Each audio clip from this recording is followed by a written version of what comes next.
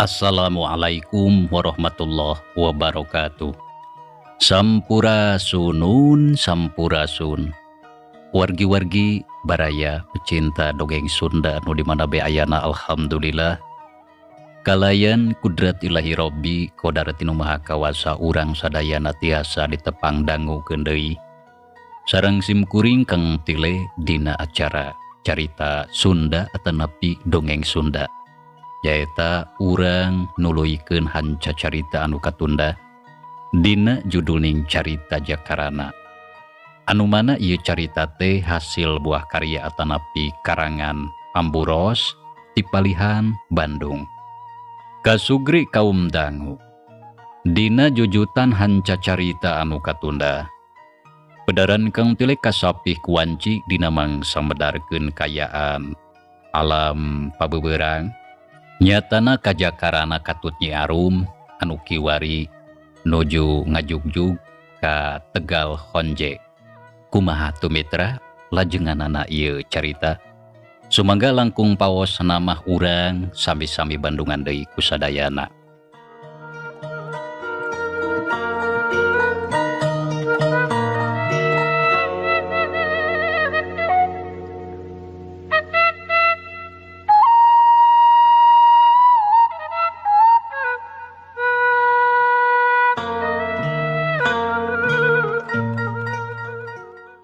Kasugri kaum dangu urang malikan katukang nyaritakeun lalampahana Ki Japar, Ajo jeung Samid.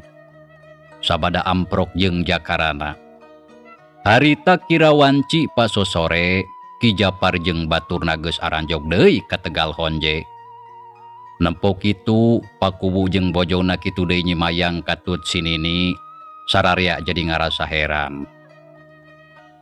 Ai Ki Japar. Nah, geuning geus sudah datang deui. Lain kakara tadi isuk-isuk arindi teh. Sarata kumaha kayaan lembur ayeuna? Kakara jol oge pakuwu langsung tumanya da puguh geus teu sabar hayang nyahok kana naon sababna. Ki Japar beut geus baralik deui. Meunang pananya kitu ti pakuwu Ki Japar can ngawalon. Tapi kalah terus gugek dariuk ngalalungsar da puguh bakat ku capek. Lantaran geus leumpang anu kawilang jauh.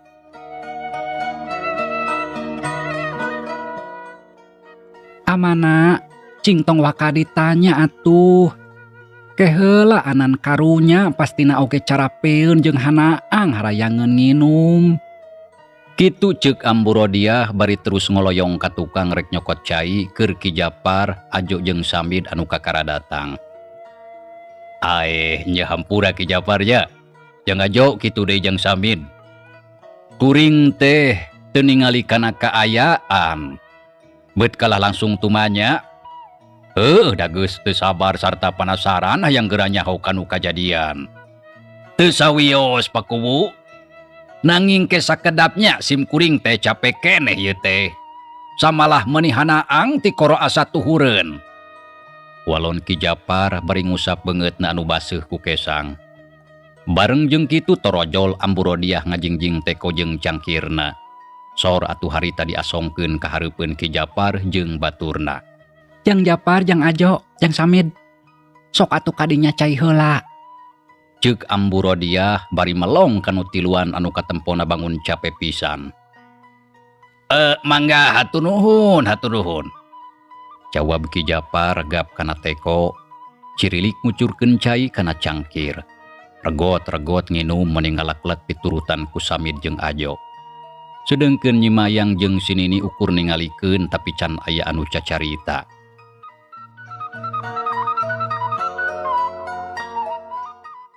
Tah, alhamdulillah ayeuna geus rada seger deui geuning awak teh.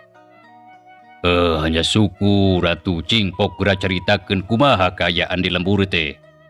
Sareta manggih kajadian naon di ditu. Pak Kuwu tumanya deui ka Ki Japar lantaran hayang nyaho kana kaayaan lemburna anu geus lila ditinggalkeun. Samalah Pak Kuwu oge hayang nyaho kana nasib sakum kadang wargana anu ayeuna aya dina kakawasaan Ki Badrowi. Sumuhun Mang, mendak naon di lembur teh sok enggal carioskeun. Tanya Nyi Mayang milu nimbrung beri neuteup ka Ki Japar. Manawi kieu eta teh Pak Kuwu? Nya kitu deui kasadayana. Pami anu salaresna mah sim kuring tiluan teh teu kantos dugi ka lembur. Orna beut kitu. Naon anu jadi sababda? Tanya Pak Kuwu tarangna kerung lantaran ngarasa heran. Nya pami margina mah kieu eta teh. Sim kuring tiluan teh nuju aya di setengahing jalan.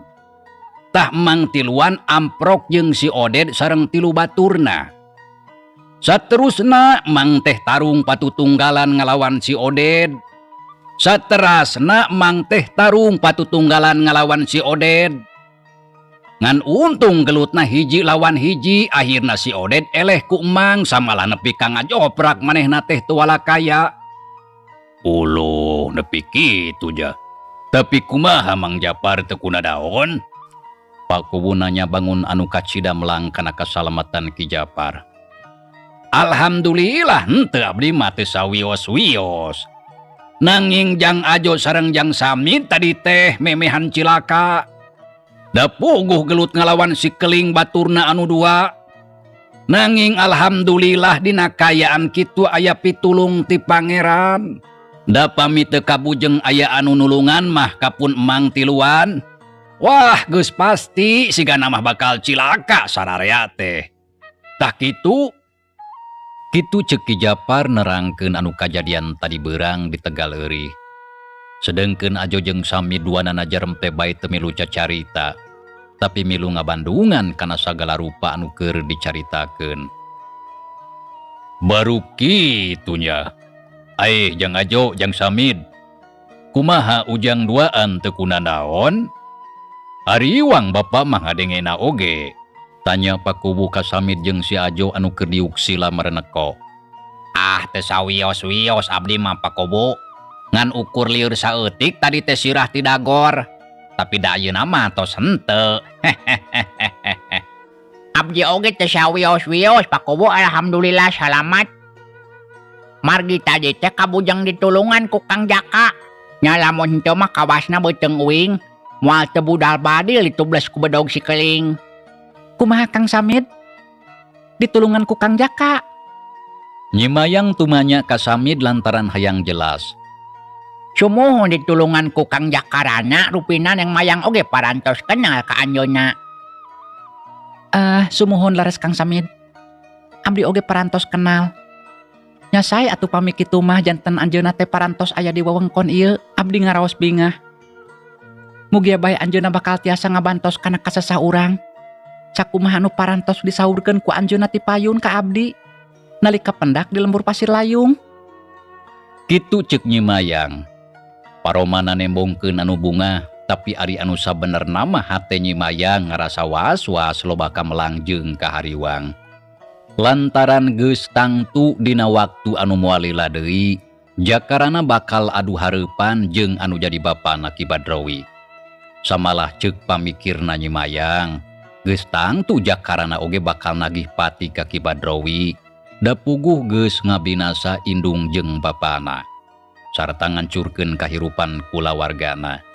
Samalah moal henteu, Jakarana bakal malik ijid jeung ngewa ka manehna lamun geus nyaho saha Nyi Mayang anu sabenerna.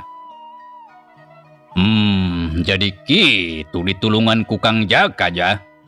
Syukur atuh kuring kacida ngarasa bunga anu taya hinggana. Sarta jadi gede harapan. Muga-muga nya dina waktu anu moalila deui pasoalan si Badrowi teh tererengse. Amin leres kitu pakubu harapan sim kuring oge. Samalih tadi anjeunna nyaurkeun saurna bade ngabujeng heula ka dieu. Margi hoyong tepang sareng salira pakubu tah kitu. Syukur atuh da sarua kuring oge hayang panggih. Samalah mah kuring sorangan anu rek blak-blakan minang saraya ka Kang Jaka. Sangkan daek ngabantu pikeun ngarebut lembur Sindang Sari tina kakawasaan si Badrowi. Ngarah urang sararea bisa mulang deui ka lembur. Walon pakubu kacida ngarasa bungah jeung lugina. Kitu deui anu sejena sararea ngarasa bunga sareta gede harapan. Lamun dina waktu anu moalila deui lembur Sindang Sari bakal bisa bebas tina kakawasaan Ki Badrowi.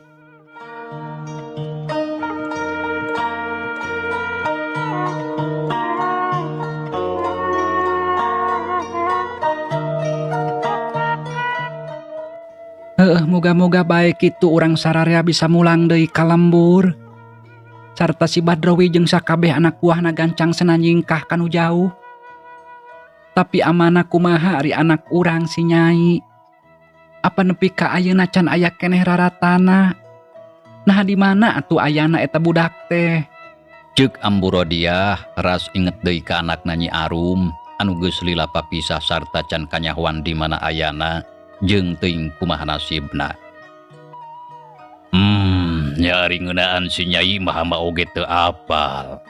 Dari di Paluru mah apan enggeus eta oge ku Ki Japar yang ajo kitu deui jeung Samit. Tapi apan weleh teu kapanggih.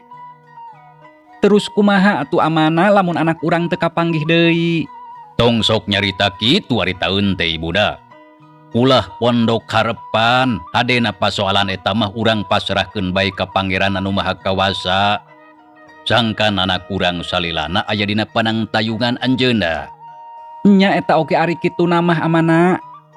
Tapi kumaha da ambu teh sok sedih. Hate sok inget bae tara beunang dipapalerekeun. Ambu Rodiah nyaritana dumareuda bangun anu kacidana langsa. Samalah beurang jeung peuting teu weleh jadi pikir. Hatena manteng inget bae ka Nyi Arum anu jadi anakna. Punten ambu rupina kieu eta teh perkawis Neng Arumah. Nya sae namah ulah diemutan teuing. Margi pun emang teh tos kengeng raratana.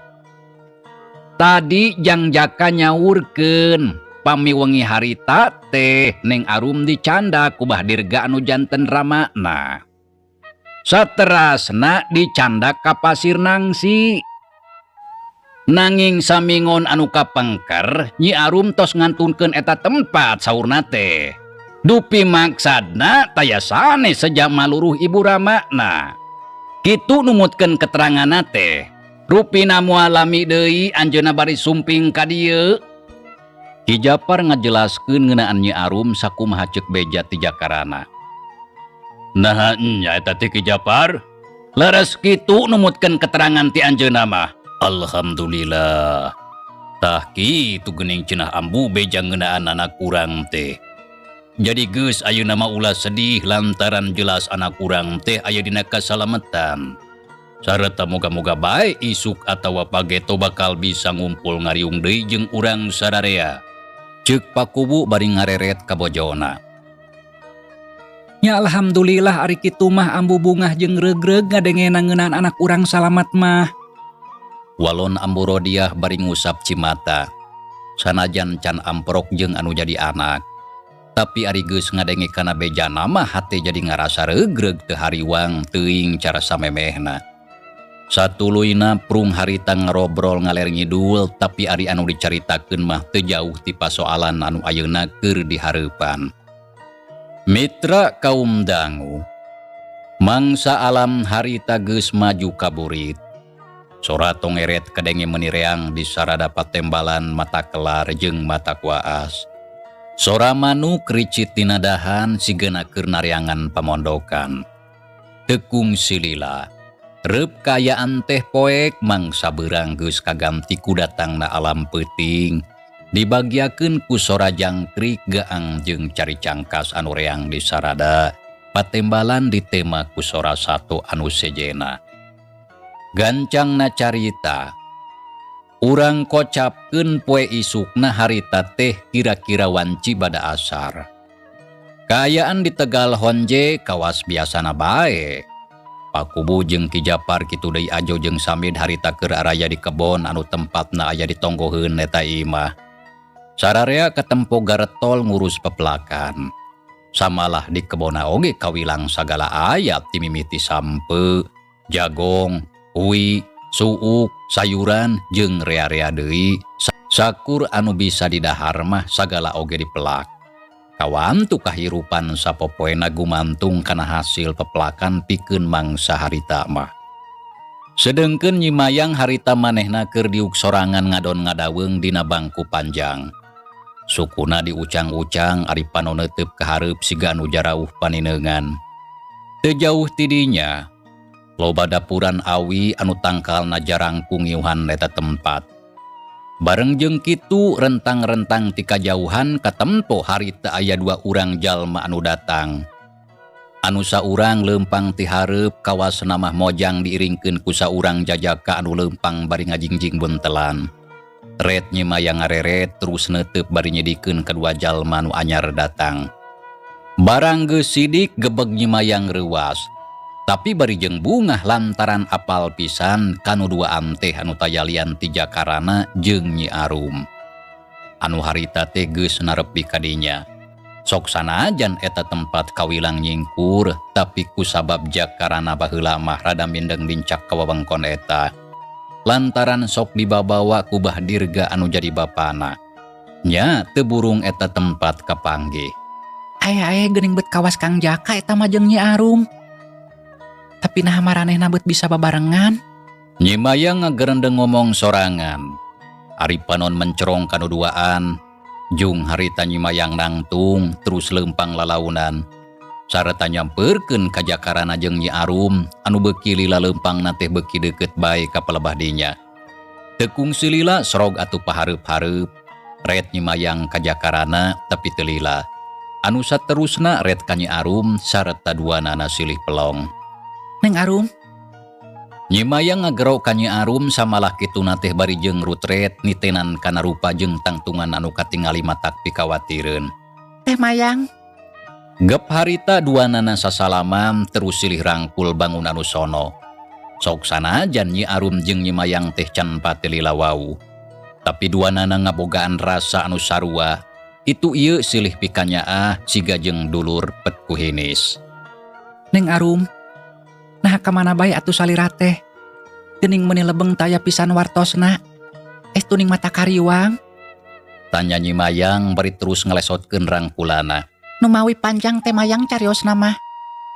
Keun we engke pami tos saset tangtos ku abdi di pedar. Ayeuna mah abdi teh hoyong pendak sareng pun bapa kalipun biang. Nah laras aranjeunna teh aya di dieu. Sarta aya dina kayaan salamat. Nyi Arum malik tumanya lantaran hate geus teu sabar hayang geura amprok jeung indung bapana. Sabot keur kitu torojol Amburodiah ti jero imah bari jeung ngelek boboko kosong. Sigana meureun arek mundur lalab tapi barang ret ka Nyi Arum anu jadi anakna, sok atuh boboko ditunda terus guragi rumuru ka Nyi Arum. Nyi Arum anaking anak ambu. Kitu ceuk Amburodiah bari jeung rawah riwih ceurik bakat ku atoh. Ngadenge sora indungna ngageroan, hate Nyi Arum meuni ngalenyap. Ret harita ngareret breh Amburodiah anu keur setengah lumpat nyampeurkeun ka palebah dinya. Nempo kitu teu baca carita bertak Nyi Arum lumpat bari ngagero ka indungna. Ambu ye abdi. Saranteng gabrug duanana harita silih rangkul indung jeung anak duanana ceurik paungku-ungku. Hatena bungah campur sedih ngagulung jadi hiji. Arum anaking anak ambu. Kamana bae atuh hidup teh. Ambu teh teu srikna tengo deui nempoan hidup. Tapi kaasa nyeri beheung sosongeteun. Tapi hidup eueuh mulang anaking. Ceuk Amburodiah. Nya kituna teh bari tuluy ceurik inghak-inghakan. Awak Nyi Arum ditangkep pageuh di hujanan ku Cimata. Sedengkeun Nyi Arum harita teu bisa loba cacarita. Tapi terus ceurik bari nyusup kana dada indungna. Nempo kajadian kitu Nyi Mayang kabawana langsa. Samalah terus ras inget kanu jadi indungna anu ayeuna geus eueuh di kieuna. Rai atuh Cimata ngembeng.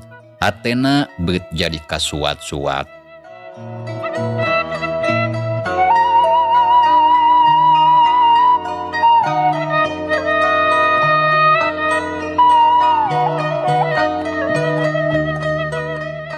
Bagja teuing lamun seug boga indung kawas Nyi Arum. Geus tangtu sigana indung aing oge bakal kitu nyaahna. Kitu cek gerentes hate Nyi Mayang terus ngusap Cimata anu ngalembereh mapai kana pipina. Sabot kitu torojol pakuwu anu harita kakara balik ti kebon. Leungeuna ngajingjing kored. Nya barang gok kaburuan imah sarta nyaksian Amburodiah anu keur paungku-ungku jeung anu jadi anakna. Teu karasa pluk kored teh ragrag tina leungeuna. Sarta pakuwu guragiru muru kanu jadi anakna. Nyai Arum anaking, anak ama, geus mulang geuning hidup teh. Kitu ceuk pakuwu nyaritana kadenge dumareuda. Red Nyi Arum kanu jadi bapana. Amburodiah dilesotkeun terus ngarontok pakuwu. Ama, iya abdi ama. Ukur sakitu kecap anu kaluar ti Nyi Arum. Saterusna ceurik ngaguk-guk dirangkul ku pakuwu anu sarua teu kuat nahan bedahna Cimata.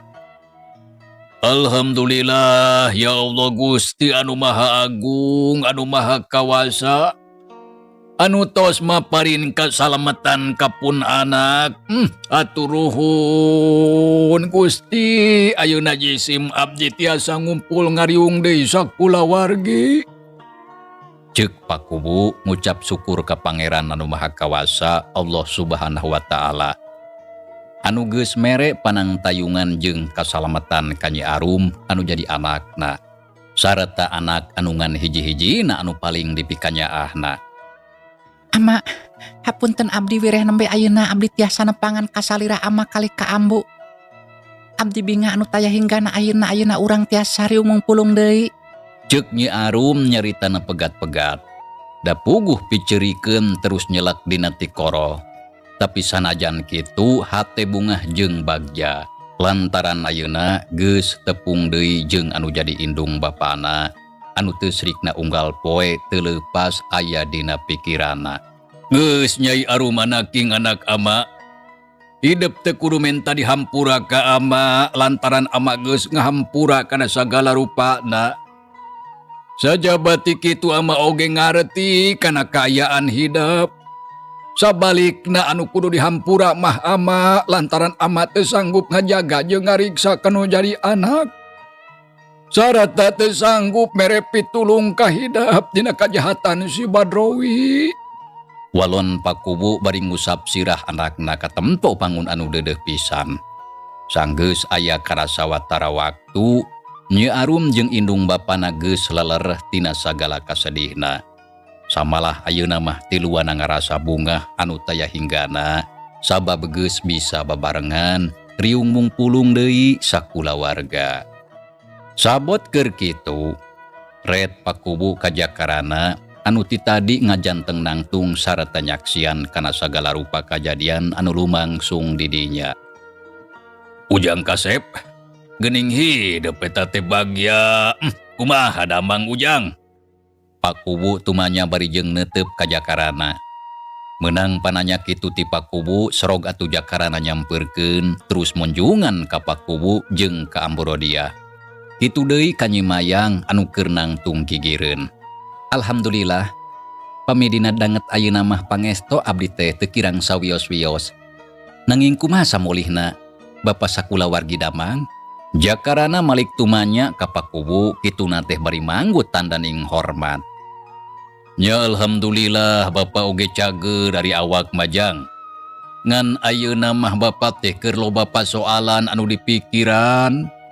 Ngeunaan pasoalana tangtu hidup oge geus apal kada sagala rupana. Lembur Bapa ayeuna teh keur dikawasa ku si Badrowi sarta Bapa teu mampu pikeun nyingkahkeunna. Sumuhun pakuwu, Kantanan abdi tos terang kana perkawis eta mah. Margi tos nampi wartosna timang Japar sareng Nyimayang? Jawab Jakarana. Sabot keur kitu torojol sinini harita nyampeurkeun leumpang nakundang iteuk. Sok sanajan geus kolot sarata bongkok tapi sinini teh katempo cangker keneh. Awakna jagjag sorot panon seukeut sarata awas keneh. Hae geuning loba jalma nah aya tamu saha ieu teh Mayang? Barang jol sinini langsung tumanya ka Nyimayang anu jadi incuna. Sumuhun ini ieu teh aya Neng Arum sareng Kang Jaka. Ku tante aya Nyi Arum. Baru geus kapanggihnya. Walon sinini tuluy ngareret ka Nyi Arum, serog Nyi Arum ngadeukeutan. Solongkrong munjungan ka sinini bari imut. Nini, ieu abdi pun Arum. Kumaha saliran ini damang? Tuh geuning teteh lari geus cunduk kana waktuna mah. Hidup teh datang sorangan. Sarta salamat teu kurang nanaon. Syukur atuh nini teh ngarasa bungah bisa panggih deui jeung hedap. Nya moga-moga atuh ti ayeuna mah karep ulah panggih deui jeung si Badrawi. Sarta ulah ngalaman deui kajadian anu anggeus-anggeus. Sarta ulah ngalaman deui kajadian anu enggeus-enggeus. Kitu ceuk sinini bari jeung nyerenge. Sanggeus kitu ngareret ka Jakarana terus neuteup meuni antep kawas anu hayang sidik kana rupana. Hari ieu saha? Aya budak bujang anu jalugjug meuneu jangkum kieu. Beut asa kakara panggih nini mah. Jong deui meuni kasep hidup teh Ujang. Saha ngaran Ujang teh? Tanya sinini bari neuteup ka Jakarana anu memang kakara panggih harita. Mangga nepangkeun. Wasta abdi pun Jakarana nini. Walon Jakarana terus munjungan ka sinini sarta gap ditampanan. Oh, jadi Jakarananya. Nya lamun kitu mah hidup teh jajaka anu geus dicaritakeun ku Nyi Mayang atuh. Muridna Aki Wirajagat teh meureun kitunya. Oh, da kitu cenah lamun teu salah denge mah. Sumuhun daras kitu telepat nini. Oh, syukur atuh geuning ari akhirna mah urang sararea bisa panggih. Ayeuna kunaon atuh ieu teh kalah terus ngajar anteng di luar. Hayu gawat atuh urang ka imah sangkan salse ngobrolna. Keun bae sok sanajan ukur saung butut tapi lumayan keur ngiuhan mah. Ceuk sinini ngajak ka sakabeh anu aya di dinya sangkan ngobrolna parindah ka tepas imah. Lantaran asa kurang hade ari ngobrolna bari ngajar anteng di buruan mah. Sumuhun leres kasauran ini teh. Ayu atuh Ujang, sararea urang di ditu gerang ngobrolna ngarasal jeung tumanina. Sumuhun mangga Pakubu, abdi mah sejang ngiringan. Sanggeus kitu mah bring sararea harita muru ka tepas imah. Satuluyna gek dariuk dina palupuh anu katempo meuni geus seuleucir. Ari Nyi Arum harita teh dituntun ku Nyi Mayang terus dibawa ka tukang kebat muru ka pancuran. Anu maksudna rek sena bebaresi. Sedengkeun Pakuwu jeung Jakarana harita terus bae atuh ngarobrol paduduaan. Ngadon nyaritakeun kayaan ayeuna anu keur karandapan ku sakumna urang lembur Sindang Sari. Teu lila ti harita. Torojol Ki Japar, si Ajo kitu deui Samid. Tiluana karek baralik ti kebon. Barang nempo Jakarana geus aya di dinya sarareanya puguh bae ngarasa atoh. Satuluyna gukek dariuk terus ngarobrol meuni aruplek. Malah sakapeung mah sok kadenge sora si Ajo jeung Samid anu sareuseuriam da puguh sok silih gonjak jeung silih ledekan. Tapi sok sanajan kitu maranehna tara jadi papaseaan. Jang, kumaha ari rancana urang anu saterasna ieu teh? Nya terus terang baik mang teh geus teu sabar hayang gancang bisa ngusir ka si Badrawi jeung ka anak buahna. Lantaran mang teh geus lila hayang bisa mulang deui ka lembur. Sono hayang ngariung jeung kulawarga da puguh geus lila atuh ditinggalkeun. Rajeun bisa manggihan ka anak jeung pamajikan, tapi kudu ti peuting kitu oge bari jeung susulumputan. Siga bangsat mang teh. Kitu ceuk Ki Japar hatena geus teu sabar hayang geura mulang ka lembur. Da puguh geus sono hayang ngariung jeung anak pamajikan.